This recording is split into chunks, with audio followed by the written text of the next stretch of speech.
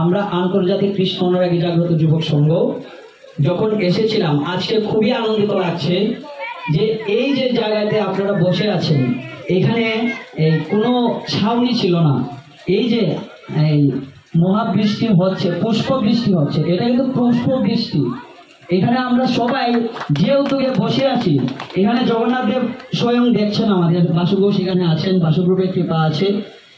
আমরা যে মহতি উদ্যোগ নিয়েছি এই মন্দির নির্মাণের কার্যে, আমরা আমরা যেটুকু সামর্থ্য অনুযায়ী আমরা অনুদান দিচ্ছি।